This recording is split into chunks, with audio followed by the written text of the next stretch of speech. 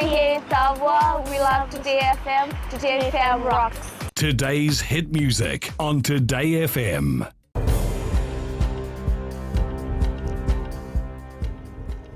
Ni sambulu binaka. Se kwe ongo na Vakaleleka ni nonde tukutu kwe na mbungi ndindai. E sami bandita kana nonde liu ni matini tu borrenke mbani marama ena kabini kuwa e ruotel na kisi ni COVID-19 ena nonde panua. Endo na bewatini hero bagitikutu na nambua supa ero sangarabi batikitiko ena ngunungo ena palnimbula may nabua. Ena ngunungo esa toso da kasara kina bitu na wili ni leo ni panua esa bandita ki ni tikubira na manumanu ni mate ongo na COVID-19 ena nonde panua. E pandita talangan ba ni marama ni sana tigibuta talangan napakatatambu ni bito soyaki na walo na kaloko e nambungi me tigibuta saranga ni mataka kasato soy may na tina kaloko e ndando ba muria to manda e ka ba ni marama ni ka ono ni leun panua o ya endo na marama ya baki ruas sang bulkandua ke na bito na ke ni ka bito ni kisi na watina ya baki tolu sang bulkandua e dingo mini tukutuku ni sa tegibu bakilati ko na maramongo na ibaka takile ni mate me tegibu mai en singa barua isaoti e angai rere na maramongo kibal nimbula en ka tolu saul gondo ni singa ni bula saoti e na singa talanga ongo e sa tegibu bakilaki na naturanga na watina na ibaka takile ni mate ongo e ronga me ibaka tobule en singa patatinga ya kabarita na prime minister ni ongo endo na kisimbimbi me baka ni lebu na panua era utaleba ke ne wili ni lebu panua era rere vitartara se vitalnoa ke rauna lebu ni panua go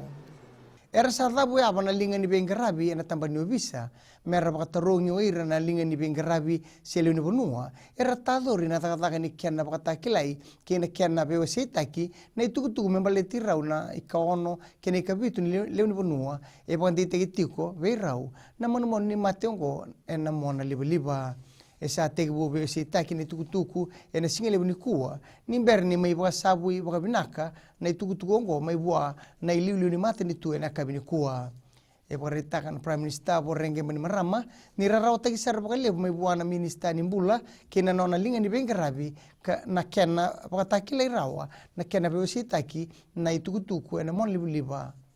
e sabe ba roti na komisna ni obisa brigadier general city beningiliho menda kakua ni ndau be oso yani e na be bonua e rando ya rakina na obisa e na lomo ni mbai ni ngauna ni kena patambui na be toso yaki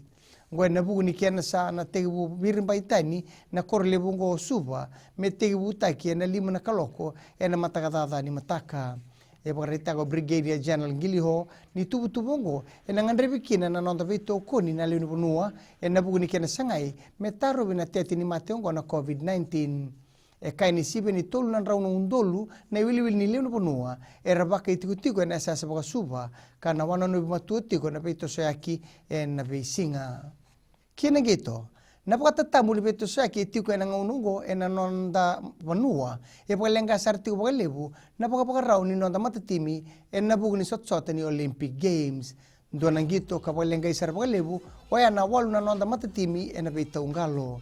tukuna na bunilawani Fashionok Lorraine Ma nindo na lenga e na sotabi pagalebu napakapakaraw o ambimbi e na kiana pangataki na panua ni ngalo iya na sotsota lebu ni burubura e na gaitegi butaki na bulo chulai ena mbaki mayongo mai da bekir na Vakaleleka ni no andai tukutuku na kena ikuri erano na sema stiseni na Radio Fiji 1 Kenambula FM ni bagading binaka